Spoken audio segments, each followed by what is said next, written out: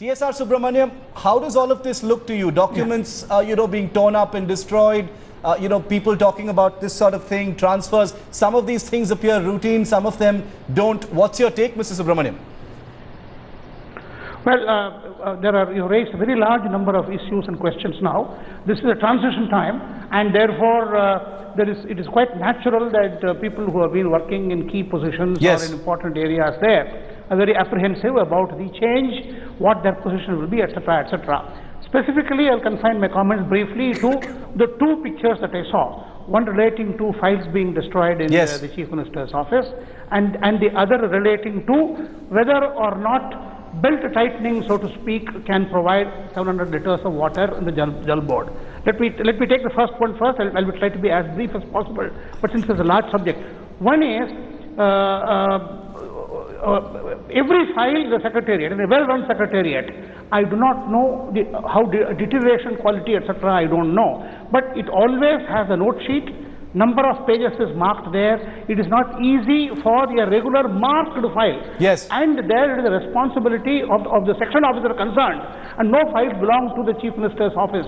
They belong to a particular section of the Secretariat. Yes. So it's very important that when the new government comes, they should get a certificate from each section officer listing the files, listing the missing files. We saw what happened in the Colgate matter. Key files were taken out. And pages were taken out of that.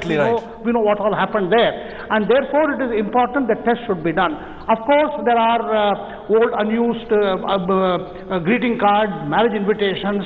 There will be, even maybe flippant love letters. All of that can be thrown away, which of course is part of the cleaning up. Yes. As you leave the house, you clean up. But the question is, in a good secretariat, this is not true for the officers. I make a distinction. In the secretariat, the rules are rigid. And unless the procedures have not been followed, it will be easy to track every file. The procedure is very lax, very flabby in the personal office of the ministers, as well as in the various organizations like Jal board, etc. Right. Let me come to the Jal board first. Here, look, Rajiv Gandhi said in 1984, he was Prime Minister of India, that 84% of development money gets siphoned off. Only 16% reaches the beneficiary. Right. So in other words, the problem is well known. What is significant in the last week is this.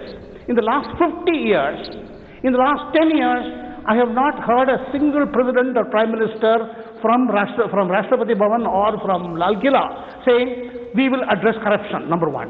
We have not had a single chief minister in the country saying, I will attack corruption. Yes. Now, the sea change has taken place. We have now to see corruption is well entrenched right from top to bottom. At the bottom level, there is transactional corruption. At the top level, there is policy corruption. Contractors, change of rules, change of policy, change of zoning, etc. I'll take only one more minute. Now, good luck to him. It is going to be a gargantuan task.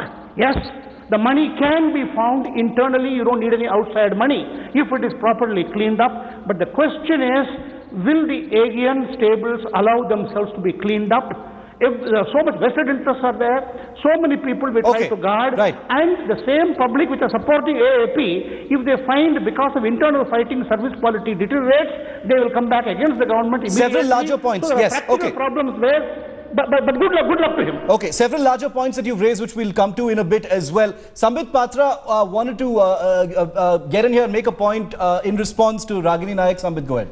Two quick points, one about Congress and the other about Aam Aadmi Party. First about the Congress, Ragini said that in the opening statements, he said that there was a mountain made out of the mole. But we all know, we have been seeing the television channel as to whose head the mountain has fallen on. The mountain has fallen on the 8 MLAs who are supposed to extend their support to the Aam Aadmi Party. Ragini was also talking about flip-flops on a flip side. The flip side is there are lots of flip-flops now within the Congress. And for God's sake, why these flip-flops? A section says they want to extend their support to Aam Aadmi Party. A section then reiterates, says that no, we do not want to extend our support. This only happens because the mountain somehow has hit them very hard. And there is fear written large on their faces that they even may be sent to jail. And yes, Bharatiya Janata Party rightly has been pointing out well before Mr. Kejriwal said there was corruption in every layer of the Congress Congress government first. And as far as the Aam Aadmi Party is concerned, my sincere advice to my friend Mr. Dilip Pandey would be, please don't treat these sting operations as an ad campaign for your Lok Sabha elections. For God's sake, water cannot be provided to everyone, because the CAG, an official document, says that 25% of Delhi's people do not have pipelines to their homes. So how are you going to give them 700 litres of water? Are the tankers going to measure 700 litres of water in buckets and then deliver to their homes? We wish them good luck, but still there are facts which are to be addressed.